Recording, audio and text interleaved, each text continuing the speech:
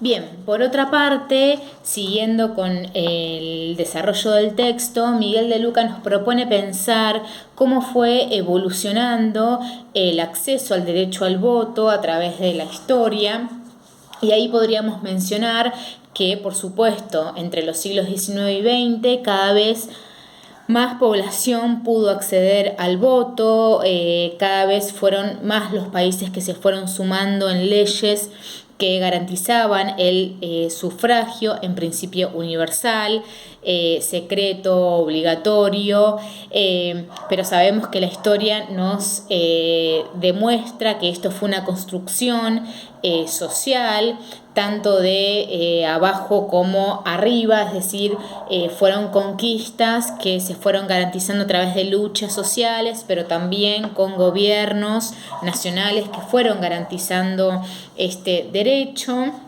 Luego el autor nos menciona, bueno, cuál es la modalidad del voto, ¿no? Sobre todo en Argentina. Bueno, ya sabemos, obligatorio, secreto, igual, universal. Hoy en día en Argentina votan tantos varones como mujeres a partir de los 18 años como obligatorio y a partir de los 16 como optativo. Pero esto fue una construcción, ¿no? Que se fue dando a través del tiempo. Luego, el autor hace referencia a las características generales de las candidaturas, ¿no? De quiénes se pueden presentar a elecciones, de qué forma, a través de qué medios, la relevancia de los partidos políticos. De hecho, el artículo 38 de nuestra Constitución establece que los partidos políticos son instituciones fundamentales del sistema democrático, ¿no? Y un poco la pregunta transversal del texto hace referencia a ese principio, ¿no? ¿Por qué los partidos políticos, por qué los sistemas electorales generan tanta relevancia en las ciencias sociales? Bueno, en cierta medida es porque habilitan cada vez más el acceso a prácticas democráticas, ¿no? En referencia a las candidaturas, bueno, De Luca hace hincapié en las campañas electorales y en los financiamientos de la política, ¿no? La importancia de la regulación de la misma y de los mecanismos de transparencia que deben presentar los partidos políticos a la hora de rendir cuentas. De Luca nos habla de las plataformas o programas de gobierno de los candidatos, de los recursos que utilizan, de las manifestaciones, de la distribución de folletos, de los anuncios, de la utilización de las redes sociales cada vez más en las campañas, de los debates públicos, también el principio de veda electoral, ¿no? Aquella instancia en la cual ya no está permitido hacer campaña. De las nuevas tecnologías, como dijimos recientemente, en fin, toda una serie de características que ustedes pueden encontrar con facilidad en el texto, que hace referencia justamente a las candidaturas, a las campañas electorales y a los partidos, ¿no? Tema que también vamos a seguir viendo a lo largo de la unidad 4. Bueno, ya llegando hacia la segunda parte del texto, donde hay una serie de categorías también importantes para indagar. Allí nos encontramos con la idea del distrito o circunscripción electoral, ¿no? Que hace referencia justamente a las secciones en las que el electorado es dividido o agrupado a los fines de la votación y el cómputo de los sufragios, ¿no? El tamaño también de la circunscripción en relación al número de cargos que se ponen en juego en un distrito determinado, en una elección determinada, y en ese sentido Miguel de Luca nos presenta dos categorías, ¿no?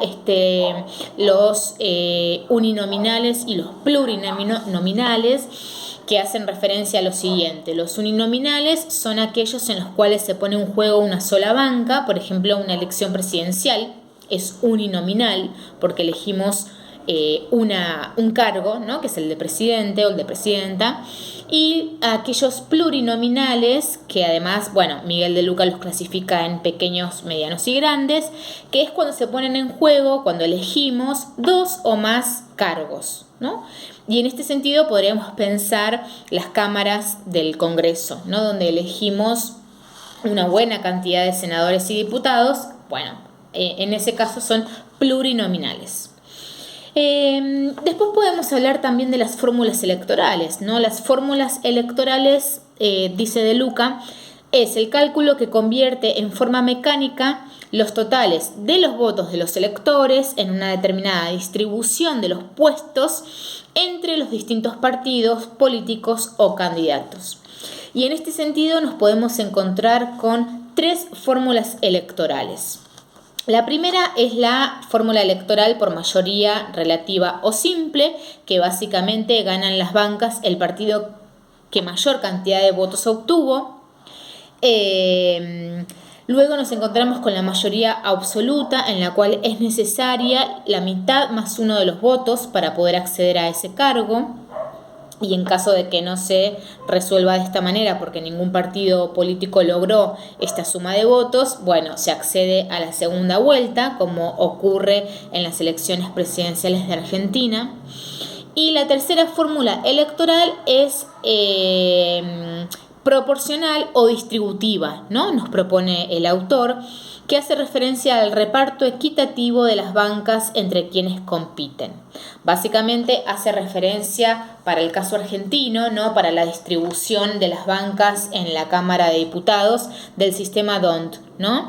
Que bueno, allí se hace un cálculo en el cual se distribuyen bancas y cantidad de votos obtenidos por cada uno de los partidos. Es decir que todas las bancas que estén en juego no se las va a llevar el partido político que haya sacado más cantidad de votos, sino que hay una distribución proporcional de esas bancas justamente para favorecer la participación de los partidos políticos en el poder legislativo. Otro de los conceptos que podemos sumar es el del umbral de exclusión, que hace referencia al porcentaje mínimo que tiene que obtener cada partido político para acceder a una banca. Otra clasificación que nos invita a pensar Miguel de Luca, que es muy interesante porque suele aparecer en los debates públicos en cada momento electoral, es el de la estructura de la boleta de votación, ¿no? Y en principio De Luca nos propone identificar 3 tipos de listas. La primera es la lista cerrada y bloqueada, que es la que mayormente conocemos en Argentina, que se vota una lista partidaria sin introducir cambios. La segunda lista se llama cerrada y desbloqueada, que básicamente permite al elector alterar el orden de los candidatos. Y la lista abierta, que además de permitir alterar el orden de los candidatos de una lista, permite intercalar nombres de otras boletas, de otros partidos, ¿no? Entonces allí hay una construcción individual de esa boleta electoral por parte de los electores. Son casos menos conocidos, pero que ocurren en algunos países de la región latinoamericana. Bien, y por último, en el texto hay varios temas más que pueden conversarse en clase. Aquí estamos haciendo una selección de temáticas, pero lo último a lo que quiero referirme es a otros fines de las elecciones. Miguel de Luca presenta 5 mecanismos más en los cuales la ciudadanía puede participar y que hacen referencia a los siguientes puntos. La revocatoria de mandato, que básicamente es la posibilidad de destituir a un gobierno o a un presidente antes de la finalización de su mandato, que no tenemos casos a nivel nacional en Argentina. Tenemos 4 instancias más de participación: el plebiscito, la consulta popular y el referéndum, ¿no? Que son mecanismos de participación vinculante o no vinculante de la ciudadanía que los poderes legislativo y ejecutivo pueden convocar. Y por último tenemos la iniciativa popular, que es un derecho que tiene la ciudadanía a presentar proyectos de ley en los distintos niveles del poder legislativo. Considero que estos son los temas más relevantes, que más resaltan del texto de Miguel de Luca. Las invito a leer con profundidad y mayor detenimiento y en todo caso hacer consultas pertinentes en clase. Muchas gracias.